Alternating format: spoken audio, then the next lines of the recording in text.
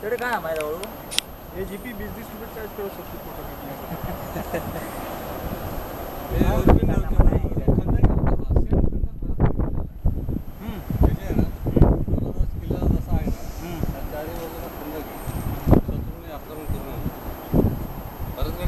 same आहे चारी बाजू